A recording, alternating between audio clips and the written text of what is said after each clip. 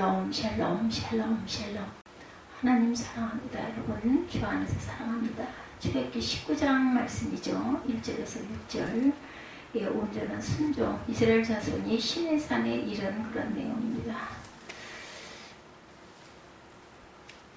출애굽기 19장 1절에서 6절 말씀. 이스라엘 자손이 애굽 땅을 떠난 지 3개월이 되던 날 그들이 시내 광야에 이르니라. 그들이 리비딤을 떠나 시내 광야에 이르러 그 광야에 장막을 치되 이스라엘이 거기 산 앞에 장막을 치니라. 모세가 하나님 앞에 올라가니 여호와께서 산에서 그를 불러 말씀하시되 너는 이같이 야곱의 집에 말하고 이스라엘 자손들에게 말하라. 내가 애굽 사람에게 어떻게 행하였은가. 내가 어떻게 독수리 날개로 너희를 업어 내게로 인도하였음을 너희가 보았느냐. 세계가 다 내게 속하였나니 너희가 내 말을 잘 듣고 내 언약을 지키면 너희는 모든 민족 중에서 내 소유가 되겠고 너희가 내게 대하여 제사장 나라가 되며 거룩한 백성이 되리라. 너는 이 말을 이스라엘 자손에게 전할지니라. 1절에서 6절까지 19장이 25절까지 있네요. 네. 중에서 1절에서 6절 온전한 순종이 무엇인지. 온 마음 다해 하나님만 사랑하는 성도는 전적으로 하나님의 소유인 것을 기뻐합니다. 우리 온 마음 다해 찬양 참 즐거워하죠. 그리고 또한 두려워하지도 않습니다. 내가 하나님의 소유인 것을 인정하지 않거나 그것을 두려워한다면 행복해지는 것을 두려워하는 것과 마찬가지겠죠.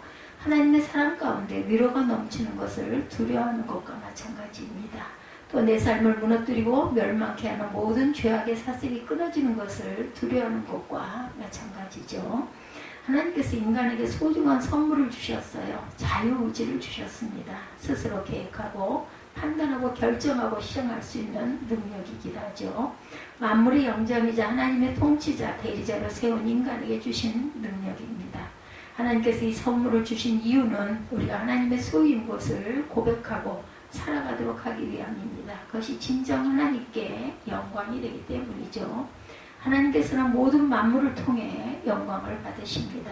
광활한 우주와 오묘한 자연 법칙을 통해서도 영광 받으시지만 그것은 피조물로 당연히 드러내야 할 하나님의 영광이죠. 인간이 하나님의 소유임을 인정하고 하나님께 영광을 드리는 인격적인 선택을 통해 드리는 영광과는 차원이 다릅니다. 하나님께서 우리를 통해 영광 받으시기를 원하셨어요. 우리에게 기대하시는 것은 세상과 하나님 사이에 갈등하지 않고 두려워하지 않고 전적으로 하나님의 소유임을 고백하며 온전히 하나님께 순종함을 통해 영광을 올려드리는 삶일 것입니다. 그것이 우리가 가장 행복해질 수 있는 길이죠. 세상에 가장 행복한 사람은 틀림없이 온 마음 다해 하나님을 사랑하는 사람입니다. 그 사랑 안에 평화가 있죠. 하나님 한 분만을 사랑하는 마음이 가득하고 다른 모든 것을 버린 영혼 안에는 세상에 줄 수 없는 평안이 있습니다. 양심이 자유롭게 됩니다. 양심이 자유롭기에 담대하고 두려움이 없죠. 만족이 가득합니다. 그것이 정말 참 평강이고 참 복입니다. 율법을 주신 이유가 있죠. 하나님께서 이스라엘 백성들에게 온전한 순종을 요구하셨는데 이스라엘 백성들에게 온전한 순종을 요구하신 이유는 두 가지입니다. 첫째는 하나님께 과거에 베푸신 완전한 사랑 때문이다. 하나님께서 내가 이집트 사람들에게 행한 일을 너희가 직접 보았고 독수리 날개 얹어 나르던 내가 너희를 내게로 데려온 것을 보았노라. 4절에 보면 이렇게 말씀하죠. 내가 애굽 사람들에게 어떻게 행하였은가. 내가 어떻게 독수리 날개로 너희를 업어 내게로 인도하였음을 너희가 보았느니라. 하나님께서 아브라함의 후손 이스라엘 민족을 애굽의 노예 상태에서 건지셨어요. 애굽을 강력한 10가지 재앙으로 심판하는 그 모든 것으로 인하여 결국은 바로가 손을 들죠. 강팍한 마음을 무너뜨리셨고 하나님의 전능한 능력을 보여주심으로 이스라엘 민족을 구원하셨습니다. 그 과정을 본문에 독수리 날개 얹어 날랐다 이렇게 얘기하시죠. 독수리는 양면성이 있어요. 하나는 무서운 공격, 그리고 먹잇감이 나타나면 무섭게 공격을 하죠. 둘째, 독수리는 자기를 보호하고자 대상을 날개에 얹어 나르듯 보호합니다.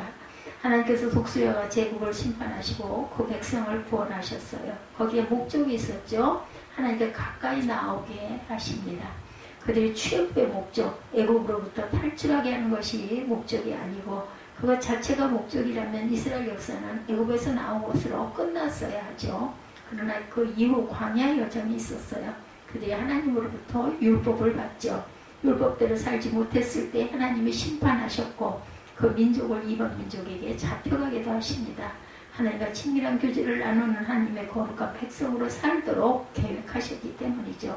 출애굽 사건은 이스라엘 백성들이 애굽의 노예 상태에서 하나님과의 언약의 관계, 사랑의 관계로 들어가게 하신 것입니다. 온 마음 다해 하나님을 사랑하고 하나님께 온전히 순종해서 축복의 통로가 되는 하나님의 뜻이 이루어지는 것이 목적입니다. 하나님께서는 비전을 갖고 계셨어요. 이스라엘 백성들을 구원하신 목적은 하나님의 비전 때문이었다. 그 비전은 모든 민족과 모든 열방이 하나님의 소유로 회복되는 일입니다. 모든 만물이 하나님의 소유이죠. 그런데 그것을 인정하지 않은 이들이 많아요. 거기에 사단의 개입과 인간의 불순종이 있습니다. 사단은 불순종하는 이들을 통해 세상에서 일하죠. 만일 모든 사람이 하나님께 순종한다면 발붙일 곳이 없을 것입니다. 사단은 스스로 일하지 못해요. 꼭 순종하는 인간을 통해 일합니다. 왜냐하면 하나님께서 만물의 통치자로 인간을 세우셨기 때문입니다. 불순종하는 이들이 많기 때문에 하나님의 영광을 가리고 사단이 일할 수 있는 환경을 조성해주고 사단의 도구가 되게 했어요. 하나님께서 불순종한 이들이 얼마나 무서운 형벌을 받는지, 하나님을 온 마음 다해 사랑하지 않을 때 인간이 얼마나 불행해질 수 있는지 깨닫게 하기 위해서 출애굽의 이스라엘 역사를 보여주신 것이죠. 하나님은 출애굽한 백성들에게 율법을 주셨어요. 율법은 하나님에 대한 온전한 순종을 요구합니다. 하나님은 순종을 먼저 요구하지 아니하시고 하나님의 사랑과 완전하신 능력을 먼저 보여주시고 우리에게 순종을 요구하시죠. 그것이 바로 하나님의 율법입니다. 성 어거스틴은 하나님께서 우리에게 율법을 주신 이유를 설명합니다. 우리에게 온 마음을 다한 사랑을 명령하신 하나님의 율법은 우리가 그분을 믿고 사랑하지 않는 것이 얼마나 무서운 일인지 깨닫게 하고 기억해 하게 하는데 그 목적이 있다. 온 마음 다해 하나님을 사랑하고 온전히 순종하라는 율법을 주신 이유는 정반대로 생각해 보라는 것입니다. 우리가 온 마음을 다해 하나님을 사랑하지 않고 세상을 살아갈 때 얼마나 무서운 일이 일어나는지를 깨닫게 하려는 것이다. 율법에 합당하지 않게 살았을 때의 모습이 바로 이스라엘입니다. 애국보다 무서운 바벨론에 사로잡혔죠. 하나님 외에 다른 것을 사랑하는 것이 얼마나 큰 비극인지, 얼마나 무서운 형벌을 가져오는지를 기억하게 하는 것입니다. 그래서 우리에게 온 마음 다해 하나님을 사랑하고 온전한 순종을 요구하시죠. 특별한 보물과 제사장 나라이기도 하죠. 그러니 이제 너희가 내게 온전히 순종하고 내 언약을 지키면 너희는 모든 민족들 가운데 특별한 내 보물이 될 것이다. 온 땅이 다 내 것이지만 너희는 내게 제사장 나라 거룩한 민족이 될 것이다.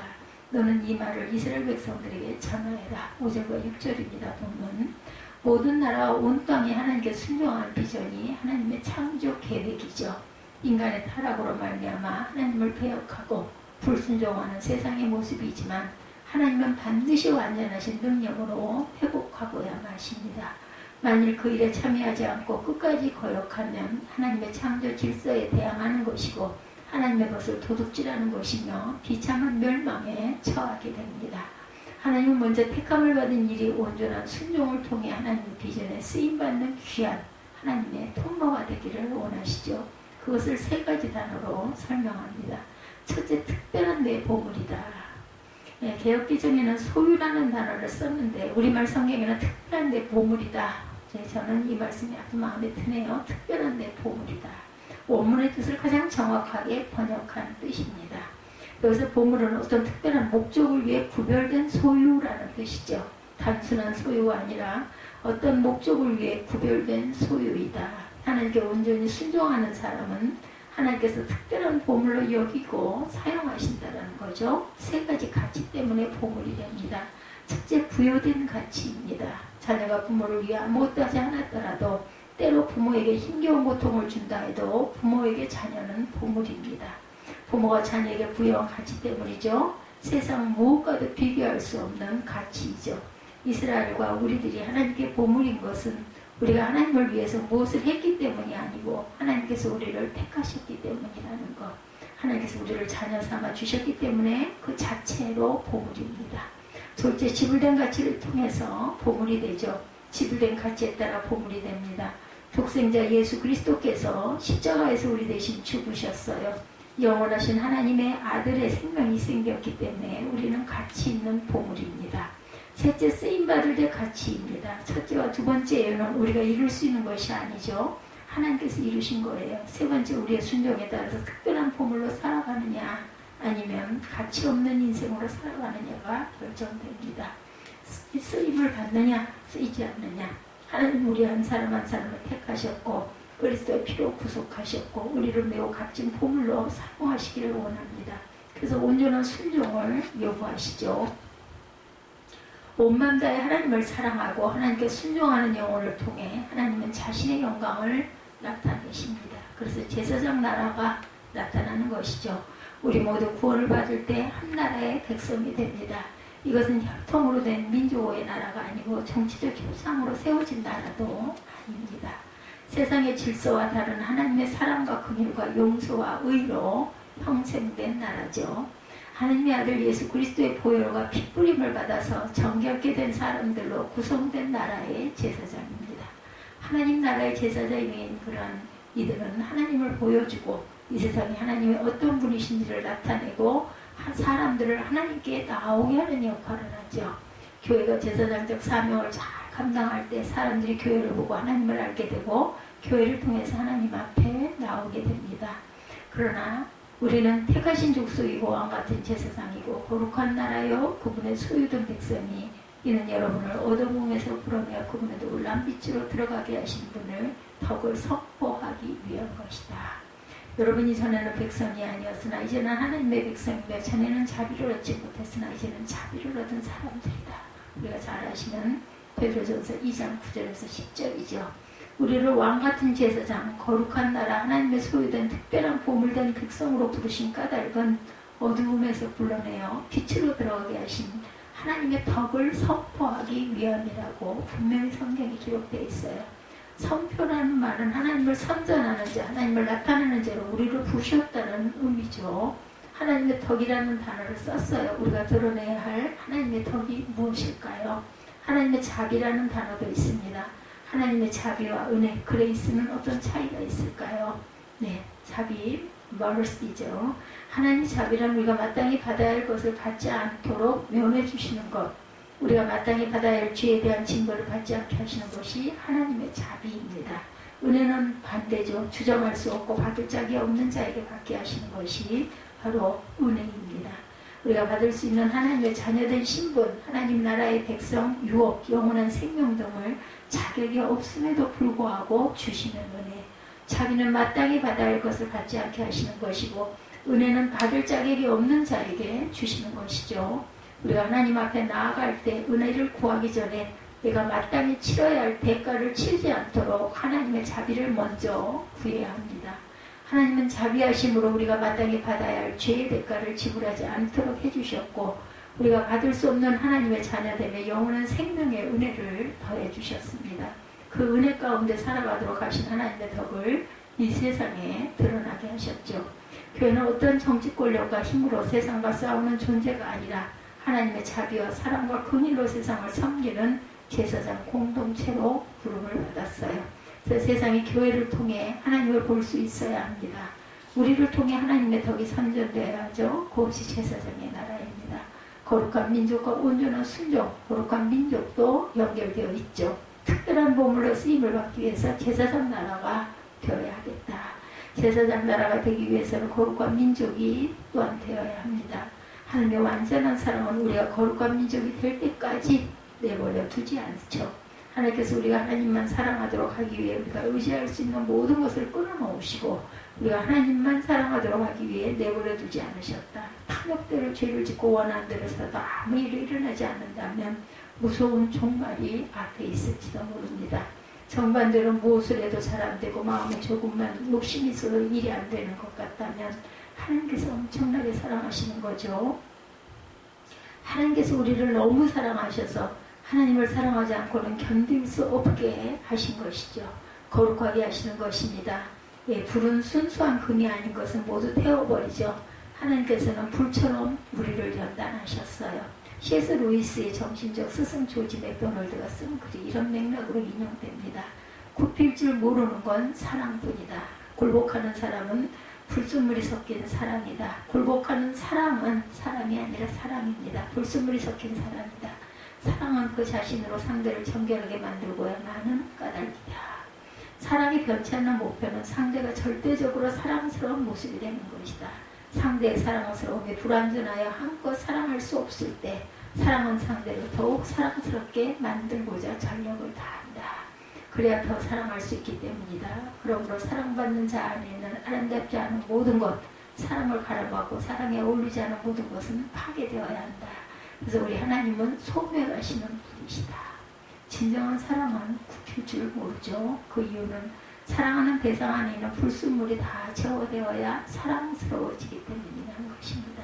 자신이 사랑하는 존재를 정말 사랑스러운 존재를 만들고자 굽히지 않는다는 것. 만일 자녀가 옳지 않은 길을 가는데 내버려 두는 것은 사랑이 아니라 굽히는 사랑이죠. 자녀를 사랑한다면 굽힐 줄 모르는 노력으로 자녀가 사랑스러운 모습이 될 때까지 끝까지 노력해야 되겠죠. 하나님 우리를 때로 파괴하는 것 같고 괴롭히는 것 같고 우리를 소멸시키는 것 같은 연단 속에 넣는 것은 거룩한 민족이 되게 하셔서 하나님께서 더욱 사랑하시고자 함이라는 것. 하나님께서는 내버려두지 않는 사람을 사랑하십니다. 예. 거룩한 민족, 제사장 나라가 되어서 하나님의 특별한 보물로 사용되시기를 원하시는 것이죠. 이 세 가지 비전이 이루어지기 위해서 우리에게 요구되는 것은 온전한 순종입니다. 출애굽기 19장 5절에 너희가 내게 온전히 순종하고 내 언약을 지키면 이렇게 시작이 되죠. 문제는 우리에게 온전히 순종할 능력이 없다라는 것입니다. 이미 역사 속에 나타나죠.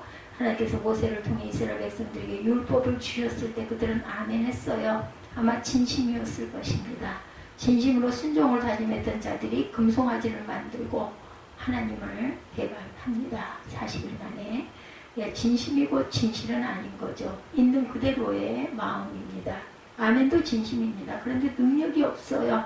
하나님이 우리에게 요구하시는 전심을 다한 순종은 우리 힘으로 이룰 수 없습니다. 우리가 할 수 있는 것은 그리스도 안에 거하는 것이죠. 예수님은 온전한 순종을 이루신 분이죠. 온전한 순종을 이루신 분은 예수 그리스도밖에 없습니다. 우리 스스로 온전한 순종을 이룰 수가 없고 예수께서 맺어주신 새 언약, 예수님의 피로 맺은 새 언약을 믿고 의지하는 자는 놀랍게도 그리스도 안에서 온전한 순종을 이룰 수 있죠. 그래서 우리에게 그리스도 안에서 온전한 순종을 요구하십니다. 바울이나 아볼로나 게바나 세상이나 생명이나 죽음이나 현재일이나 미래일이나 모든 것이 다 여러분의 것이다. 여러분은 그리스도의 것이며 그리스도는 하나님의 것이라고 고린도전서 3장 22~23절에 분명히 명시합니다. 모든 만물은 우리를 위해 주셨어요. 우리가 만물의 통치자고 대리자이기 때문이죠. 그런데 치콘과 데리코는 언제 누릴 수 있는지 우리가 그 그리스도임을 그리스도의 것임을 고백할 때이죠. 그리스도가 하나님의 것이니 우리는 곧 그리스도를 통하여 하나님의 온전히 소유된 백성이고 하나님께 온전히 순종할 때 하나님의 대리자로 만물을 통치할 수 있는 권세와 능력을 누릴 수 있다는 것. 하나님께서 우리를 특별한 보물로 부르셨습니다.